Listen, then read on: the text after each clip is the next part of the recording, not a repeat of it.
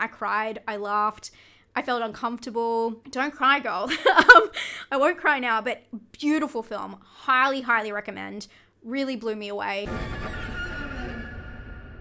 Hi friends, today we're going to talk about everything I watched in January, and I have lots of great films and a few TV shows, not too many, but a few TV shows. But before we get started, I want to thank today's sponsor, which is Surfshark. Surfshark is a VPN, which stands for Virtual Private Network, and not only can they help protect your identity while you're online, but they can unlock geo-blocked content, and I'm sure you guys have heard a lot about VPNs lately. I use it to protect myself, but I also use it when I want to access something and I don't have access in my country. Basically, I can type in where I want to be, click a button, and I'm there. It is really that easy. If you do want to check out a VPN, I've been using Surfshark for years now out of my own pocket, and I truly rely on this VPN. They also have a 30-day risk-free money-back guarantee, so what are you waiting for? And right now I have a great deal for you guys. If you go to surfshark.com/spooky, that's surfshark.com/spooky, you can get 4 months extra. That's 4 months extra of Surfshark if you use this link.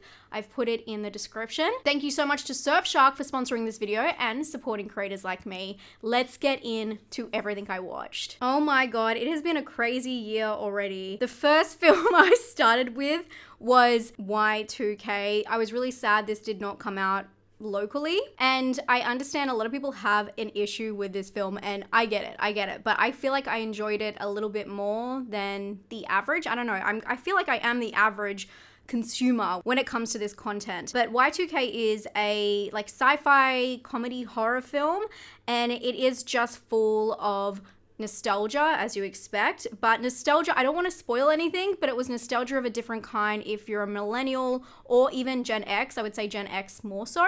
There is some really fun aspects in here, and it's about a New Year's Eve party, 1999, Y2K. I'm honestly gonna say it, the storyline, it's like, you know, the uncool kid trying to get to a party. He wants to impress his crush. It's all very lighthearted and jovial, and that's fine, but it really goes nowhere fast with all of the storyline. But I liked the other aspects, which made it very kitschy and made it more enjoyable, but not as a well-rounded movie by any means. There were some fun surprises, but I don't think it really justified it being a film. I wish they would have put more effort into it being an actual unique script than what it turns out to be, which is very subpar. But there are some really good graphic scenes for sure in this one. Basically, at this party, the Y2K bug is real and it takes off, and in ways you wouldn't imagine, and then it just gets crazier and crazier and kookier. I did very much enjoy watching it at home. I would have enjoyed seeing it in the cinema, but I understand I didn't really miss out. From here, I watched, oh my god, I don't review things on Letterboxd very often, but I had to do a review. So this is Don't Die. This is a documentary about this man. I had no idea about this man, and I know a lot of people already knew about him. Brian Johnson. Basically, in this documentary, it's all health orientated, and it's about him wanting to do a lot of elective, I wouldn't say surgeries, elective procedures, and just other, you know, routines in his life to be able to live as long as he can. But this, it just misses the mark, because especially in this economy, in this documentary, he's trying to convince everyone that they should want to live longer, they should be as healthy as possible, but he has access to a lot of things that we don't have, known as all of his time he can just put into this. And I get that, and that's totally fine if you want to do that with your life. I think that's great, more power to you. But then he puts it online, and then he criticizes people who criticize him or point out these different elements, which makes no sense to me, because why are you trying to earn money off people who are giving you feedback, and then you're criticizing them for giving you feedback? And he puts it out in a very strange way where his family's exposed. He tries to start some kind of weird pseudo following, and he hates being public, and it doesn't make any sense, because that is how he's rich anyway, but that's how he's getting his money. And just the Don't Die, I get it's meant to be in your face, but it's just a lot, you know? I thought it was interesting, and I really think that what is funny about this documentary is he does not understand the way he is coming off at all. And there is something that is very valuable in seeing a documentary like that, where they are so delusional that they think what they're putting out is going to be well received or is a good side of them. I I think it's fascinating, but I said I went into this with an open mind, but the man is Delulu, and nothing against anything he is doing to stay healthy. I think it's great. His body, his interest, his money, his choice. But putting it online and claiming he doesn't need to justify himself, then hurting his family members in the process, starting a self-proclaimed cult to get others to follow. He has the means and access to live the healthiest life while people are currently struggling for basic healthcare. This documentary is a puff piece that refuses to get to the root of the cause or anything past his own lack of self-awareness. That's how I felt. I do think it's really interesting to watch documentaries you're completely against. That's why I kind of gave it in the middle, because I thought it was still a very interesting watch. I watched Miller's Girl. This film was highly debated. Last year, I think, came out. Yeah, 2024. This is Jenna Ortega and, oh my gosh, why am I forgetting his name? Martin Freeman. Sorry, Martin. It is meant to be a kind of edgy, dark rom-com thriller, seductive, seducing. You know me, I love my stalker stuff. I like my stalker smut, so this fell very much into that.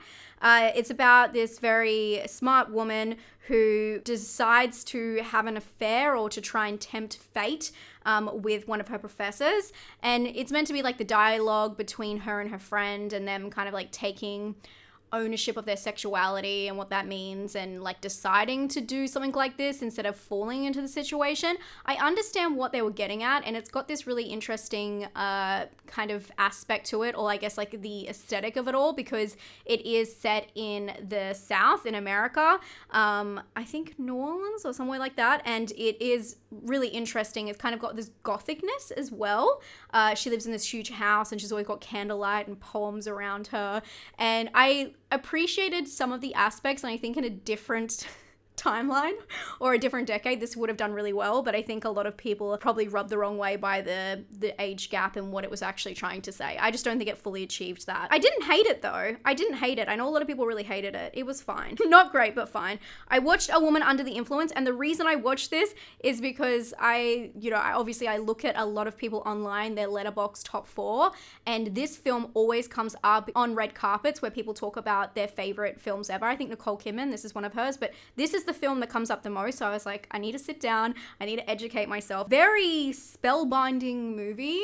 Not what I expected at all, but a very raw performance, and the way it's put together basically is about a woman who is dealing with a mental break, and her relationship with her partner and her children, and how everyone reacts to that. That is like the most basic way of putting it, but the performance in it is very raw, very real. You feel like a fly on the wall. It's uncomfortable, and it definitely is a conversation about mental illness that we still aren't having today, and this was back in the 70s, so I applaud it for that. I found it to be very interesting and alarming, and I would recommend watching it for sure. After this, I watched Janet Planet. I love the name, but I really wanted to like this film a little bit more. It's definitely, I guess you could consider it a honey movie, but it's a slice of life where we follow a little girl and her relationship with her mother, who is going through, I wouldn't say a midlife crisis, but maybe. Her reaction and relationship with her mum as she's going in and out of partners, and different decisions she has to make. And it's just a very short period of their life. I believe it was meant to be very dry, and it was, but for that reason, it didn't really hold on to my core. And I'm someone who grew up in a household with just my mother at times, so I felt like I would have been more attached to this, but it felt very almost too dry. I wanted to like this one more, but I just felt it to be very dry and disconnected, but I think that makes it more realistic at points. So I don't know, very interesting, and very realistic, because it is set, I think, during the summer, and they're in this house, and it's the heat of it all. You can almost feel it through the screen. So I do think the set dressing and the way it's shot is really interesting. But in terms of the dynamics, it didn't quite work for me personally. But I think this is one that would strike a chord with people personally. Next, I watched The Weekend Murders. Oh my gosh, I watched this with a bunch of friends in a little watch party I did. And this is a very strange film, because it's almost well, it is. It's like an Italian film that's trying to be British, and it is just a whodunit murder mystery. I mean, I watched a very janky copy for sure, but I thought it was fun. It was almost like a Saltburn situation, I felt. Not as good as that, but a bunch of people going to an estate, and then murders, break out, and they're trying to figure out what's going on. That's not really like Saltburn at all, but it was the same thing with the eccentric characters at this estate, this British estate, but it's all played by Italian people. So it's very interesting. They try and like overdo the language. Hey, governor, you know, that kind of thing. So yeah, I think it was fun. It was fun for a group watch. Nothing serious. After this, I watched A Real Pain. This is such a beautiful film. This is the Jesse Eisenberg. He plays the main character, but he also directed this film. I can see why this was in the top of a lot of people's for last year, but it only came out in January this year, I believe, or I just might have missed it before I went away. Such a beautiful story about two cousins that meet to go travel to Poland together and look at history and their family history there. And one of them is on the rocks, and it's about their relationship together and how they see each other and re-examining that. It's a very beautiful, interesting, unique take, and the way it's put together as their trip. Oh my gosh, I can't even explain. I cried, I laughed, I felt uncomfortable. Don't cry, girl. I won't cry now, but beautiful film. Highly, highly recommend. Really blew me away and was very unique, even though it doesn't seem like a unique story, but just the way and the feeling it gives you and the attachment to who you are and your identity and how you see other people, but then the outside of that and looking at all aspects of that. I know I'm talking dribble. I know I'm dribbling, but it's just such an interesting perspective on looking at someone and how you see them versus how the world sees them, and it's just beautiful. And performances, A+, especially Culkin. We love a Culkin. Okay, the Mendez brothers. I was a little bit scared to talk about this one with you guys. I honestly have not looked into anything with this case. I don't think I was alive when it happened, or I was just alive when it happened, and I didn't watch the Netflix thing. I haven't done anything. I've seen a big stir on TikTok, which I thought was really interesting because that's why this documentary was made, and I really enjoy this documentary, but I just want to say from a point of view of someone who doesn't really know any other information outside of this. I think this documentary was very fair, or if anything, probably leaning towards the side of the convicted. It's about two brothers who committed a crime against their parents and the fallout from that. But it's also a lot about the court system and how it all came together, the prosecution, who they worked with and their decisions. And of course, it's all based on interviews. So you don't know where it lies. I have my own theories, but I think it was really interesting. And more so, people who speak on this speak so, I wouldn't say crudely, but so aggressively about people online talking about this. And they're so mad that this got brought up. And I think it's really interesting because this whole case came back into the public eye because of TikTok. And they say that in this documentary. And it really shows the power of social justice or people trying to right wrongs that were done so many years ago. So for that, I thought it was really powerful, and I really liked the way the documentary was put together. I would say it's leaning slightly towards one side. That was a really interesting watch. Very obviously intense, so look up any warnings if you have to. I then watched Hush, talking about stalker films that I love. It's a silly obsession film, but it is featuring a mother. And of course, that's Jessica Lange in this one, and it's also got Gwyneth Paltrow. It is just a silly obsession movie about a mother who's overprotective of her son and how, things from their past come out when a new woman comes into his life and they end up moving back with the mother who lives alone. And it's so silly. It's so silly, so back and forth. Everyone hated her in this film, by the way. People thought it was so bad. I enjoy it because I love the stalker obsession smut. That's my favorite, especially to wind down. I know there's a lot wrong with me, and you can tell that there is a lot of people hated this, but I thought it was fun. I thought it was enjoyable, so I gave it a 3. Okay, after that, I watched Lyle. This is a rewatch for me. A beautiful short film. Medium film. It's 65 minutes, so just over an hour. It's just a very interesting independent film. I wouldn't say that this is a very unique story by any means, but there's a lot of heart and soul put in it, and the way that it's filmed with a lot of close-ups and a lot of hand-held shots. It's just a beautiful story, to be honest, and it's meant to be part of a trilogy, which the rest hasn't come out yet, but it's Gabby Hoffman playing Leah. The story of grief, it's a pregnancy horror, and I do think it has a slight point of difference, but I can't really say too much without spoilers, but I do think it's worth checking out. It's only 65 minutes long. I have spoken about it before, but I rewatched it recently with my Patreons. If you do want to support my channel and become part of my Patreon, I have all of that information always in the description down below. You can come do movie night hangouts. You can join my Discord, which is very active, and the best part is all tiers get bonus videos every single week. I do a lot of spoiler chats. Sometimes I react to trailers. I'm reacting to the Final Destination trailer over there this week. If you do want to check it out, it is just labeled below, Spookyastronauts on Patreon. Thank you to all of my Patreons. I really appreciate you guys. Okay, after that, I watched Scoop. And I was doing a puzzle and I just threw on anything without thinking about it. You know, when you're thinking about it for like 15, 20 minutes instead of just watching something. And I had no idea what this was about. It's about an interview that a publication had with Prince Andrew. I mean, I knew that he did an interview, but I didn't watch any of that. So I felt this was really interesting from that perspective. It's kind of like, I think it's She Said was the other one that it just kind of reminded me of that, and the dynamic of them trying to get the story and everything, you know, pushed down. And obviously recently I spoke about how I worked in a newsroom. Unfortunately, it was not this interesting, but I thought this was a really interesting story. At the end of the day, it was just meant to be inspired by a true story. So I guess I'm glad I kind of know the true story, but it does have Billie Piper in it, which I thought was really cool. I don't watch her, well, I haven't seen her in a lot of stuff recently from things that I watch, so I enjoyed watching her in that. After that, I watched Fall. This was part of my Does This Offend You, the stream I do with Vicky, Nightmare Maven. You can look out for that on my channel this month. It will be on my community tab, which I think is just called Posts now on my YouTube channel, but I'll keep you guys updated there, or of course on Instagram. I'm always on Instagram. You need to watch this. If you're a horror fan, you need to watch this just once.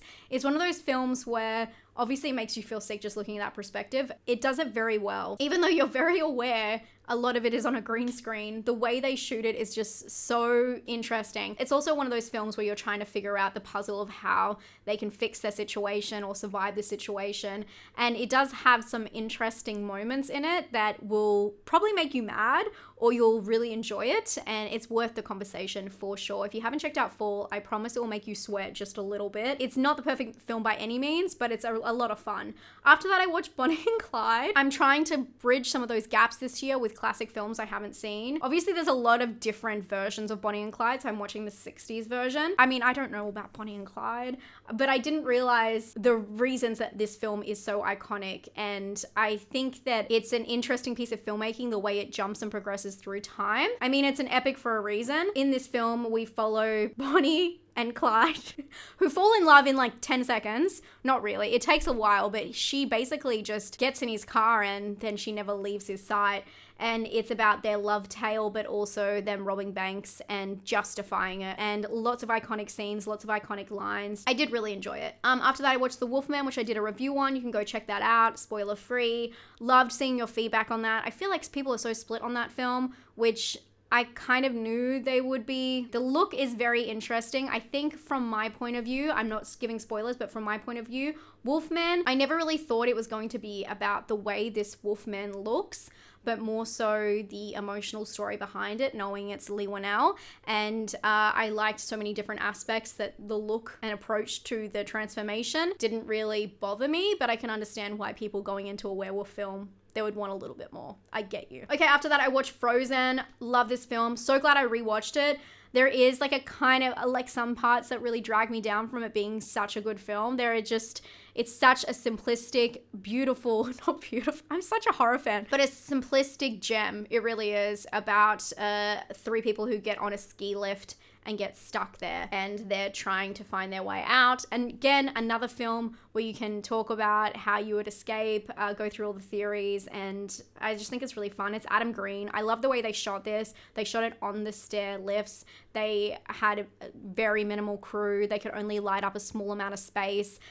So there are some bits that really took it down a notch for me, but it honestly, this is such a freaking cool film, and this formula I think needs to be replicated today. Instead of overcomplicating stuff, I just want like a really, a really good nail biter, which I found this to be. After this, I watched Conclave.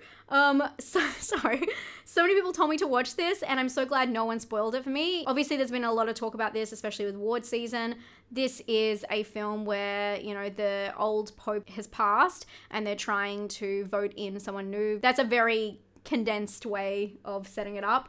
but all of these different personalities together and shut off from the world and how their voting works. And let me tell you, it is juicy. There is so much gossip going on. I love it. And then you just have to stick with it, and I promise it is worth it. At the start, I was very drawn back. I wasn't sure if I'd get into the characters. I love religious films regardless, but I wasn't too sure how interested I would be in, a very drama-filled movie of them just talking, but there are some really good moments, and it is worth it. Go see it before someone spoils it for you. Thank me later. Speaking of, I watched The Brutalist, which honestly the runtime was not a problem for me at all. They have a 15-minute interval in this. If you guys don't know, this is up for an Oscar as well. This is 215 minutes long. It is the story of a man who escapes Europe and goes to live in America. He's an architect, the brutalist, and his interaction with Americans that changes his life and the course of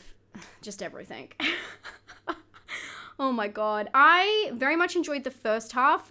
There is a 15-minute interval in there, which is burnt into the film, so it's intended to watch that way. It's not put on by any cinema. When I came back, I was ready. I got more drinks. I had my toilet break and I was ready to dive back in, and then it went somewhere I was not expecting, and especially on a day I was not expecting it. I watch a lot of disturbing stuff, and this is by far not the most disturbing thing I've ever seen, but there was something about this film that really made me want to go home, draw the curtains, and not talk to anyone for a week. It's a very depressing film, and it has quite an abrupt finish to it, but the director for this, his other film that I had seen, Vox Lux, is very similar in the way that it just presents this event to you, or this large event, because this runs over years and years and years, this film, and just puts it in front of you, and you just have to take what you can from it, and it doesn't force feed you, which is good. But I guess I didn't enjoy the film as much as I thought it was really well done. Like, I think it was a beautiful film.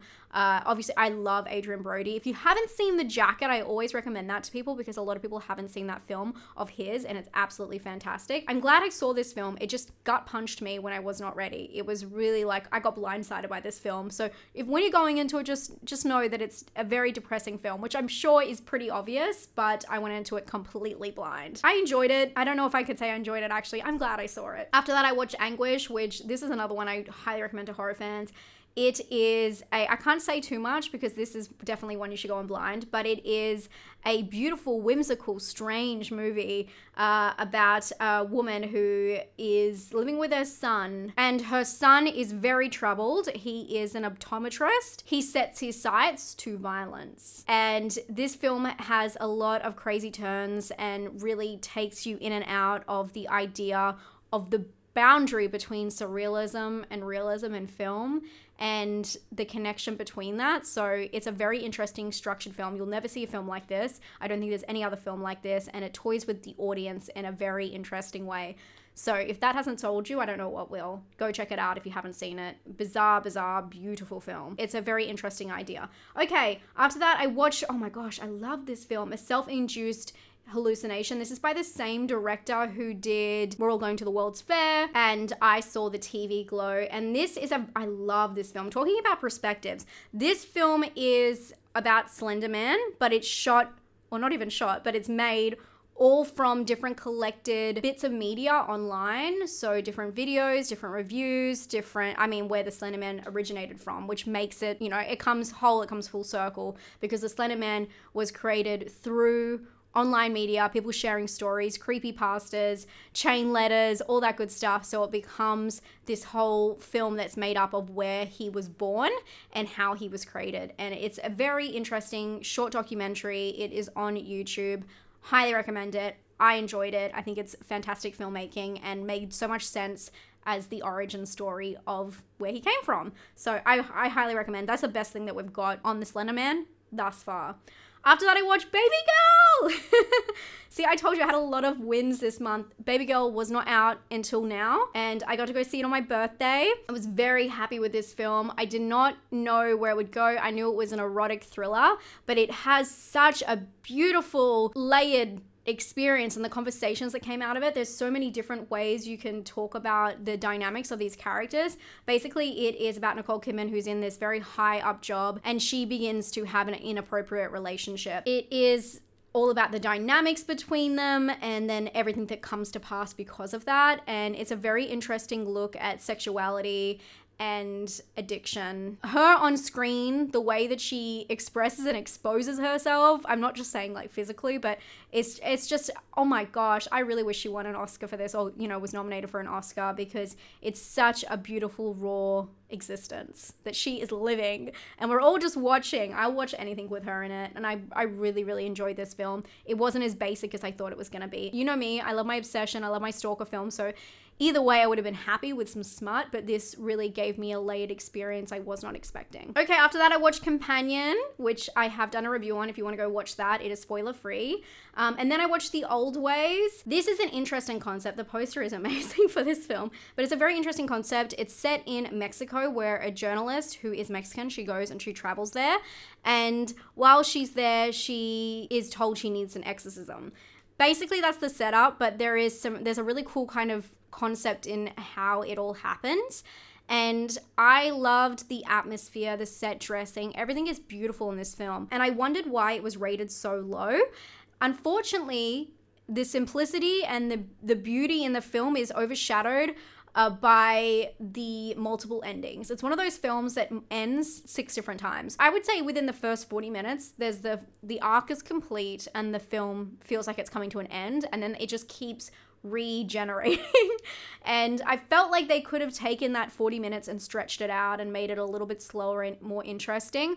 What they do show, the elements, the entities, are beautiful. There are some CGI questionable moments, but I feel like there is a lot to love in this film, and there's definitely a lot of heart and soul in it. There are sad moments, it's scary at times, it's clever at times, but the way it drags on really bothered me. And it has, no joke, it has like 5 or 6 different endings, and I just kept thinking, do they just keep tacking these on? So I was not happy with that aspect of it, but I think everything else was good. So maybe watch the first 40 minutes, then turn it off. That's so brutal to say. And then after this, I watched Night Bitch, which I was really excited to talk to you guys about. I know a lot of people didn't like this, and it does start the conversation about what is horror and what's not horror, and I am toying with the idea of making a video on that because you guys liked my bad ratings video so much and the conversational part of that, so I have a lot to say with that. But Night Bitch really brings those comments to the surface. I get the comments on every single video, no matter what movie people want to complain or want to have a fight about what's horror and what's not. I'm just not interested in engaging with that. And Night Bitch is a horror to a lot of people who are undergoing the same experience, but I can understand it's very light-hearted in a way. Night Bitch is a film that came out last year. We didn't get to see it till this year. It was put on Disney Plus in Australia, and it is, so I believe it might be on Hulu in America. That's usually how it works. It is a movie about a woman who she's already had the baby, so it's not a pregnancy horror per se, but it's about her and her relationship with her child and how that makes her evolve and what she has become. And I think that this film is very valuable because I know a lot of women in my age bracket who are experiencing very similar things, and I just felt it would be very cathartic. I did tear up several times during this film. I think it's a very important message, but I do think it circles around the same message again and again and again and doesn't really have a complete wraparound. It wants to portray and, you know, send this message to the viewers and make sure people feel heard, which is why I think it's so important, but I don't think it's done in the best way. The performances are great. Amy Adams, spectacular. It is funny, but it is sad, and I found myself very captivated, especially in a couple of scenes. I just thought it was beautiful and raw and real. Such good representation, because we keep getting the same pregnancy horror over and over and over, and it's about these nightmares that people have about them changing, and I felt like this put it all out there in the most obvious, brutal way, but again, it just didn't feel like a complete film for me. So I enjoyed the process of watching this, but I do understand it didn't really go anywhere. It feels like a film that doesn't really have a start or an end. So I don't know. I still feel like if you're out there and maybe if you have young kids and if you're a stay-at-home parent in any regard, I do think that you'll find this valuable or just at least like to see this conversation happening on screen. But I can't guarantee it's like a good start or an end and in between. Okay, and then the last film I watched, Presents. I did a review on this. If you want to go check it out, I would love that. I just put it up, so that's fresh and it's spoiler free. I kept all spoilers out of that. I kind of hint at things, but you wouldn't know unless you see it. And then obviously I've seen Queer already in February, but we'll talk about that next month. Let's talk about the TV shows. First off, I watched the miniseries Missing You. This was just a very obvious crime mystery thriller, very easy full watch on Netflix. I found it enjoyable, kind of shut off my brain and just got into it. I found it predictable, but still satisfying at the same time. Only 5 episodes long, so if you're looking for a whodunit kind of murder mystery, it's interesting in that regard. The film is about a detective who is on this very intense case, and during it, she finds her ex who ghosted her, like fiance, completely ghosted her online. And after this, I finally watched Phantasmus. It's directed, written, and starring Julio Torres, who I absolutely love. We talked about Problemista. That was one of my favorite films.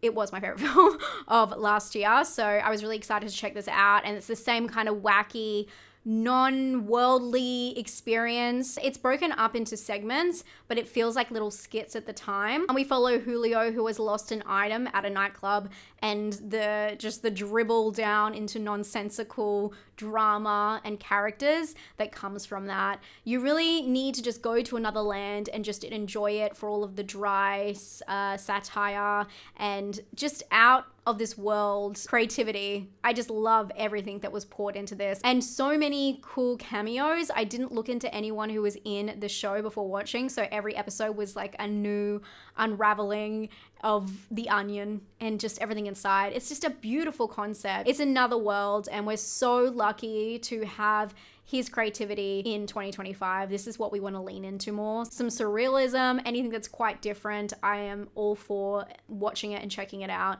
And I just really love this stylization. It really transports you to another place. It's this or Smut when I want to turn my brain off. So the other thing I watched was the Jerry Springer miniseries, which was very weird. It was just 2 episodes. It's a documentary about Jerry Springer, and it is told by people who were on the show and the people from the back end of it, the producers, and how it was treated. Some of you may not know that it was all real. I remember when the rumor went around when Jerry Springer was still on TV that it was all made up, and it's not. And I was really floored by all of the things I learned. I will say it doesn't make sense that it was 2 episodes long because they're about 45 minutes each. So they should have just made it a one documentary. I don't know why that happened.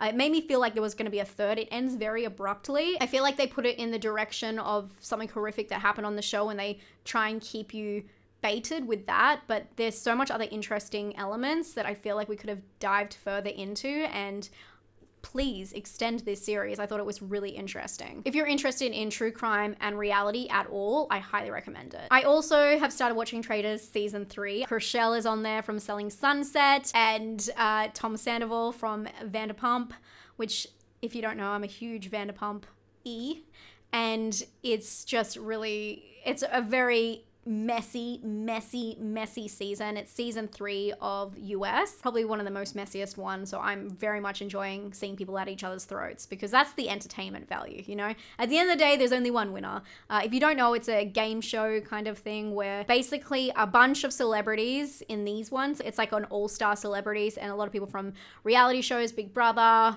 Survivor, they all go into this castle. It's a formula that was made from the UK, the original Traitors, and they go into the same building that they use in the UK. It's the same set, same structure, and a bunch of them are tapped on the shoulder and told that they're a traitor, and then they have to try and confuse everyone else to who is the traitors and who are the faithfuls. It's basically like The Mole, but it's a very interesting and simple idea, and I just find it, again, some brain rot. In between watching The Brutalist, come on, I needed something. I need to balance it out, guys. Oh my God, and I also watched, I wasn't gonna mention this, but I did watch all of the Salt Lake City, the last 2 seasons of Salt Lake City Real Housewives, since we're talking about smut, and I was just thinking about in-between stuff. Although I watched Salt Lake City, both seasons, in like 2 weeks. I'm not proud. I'm not proud. I honestly feel like that did more damage to me than a lot of disturbing horror movies. So there's that.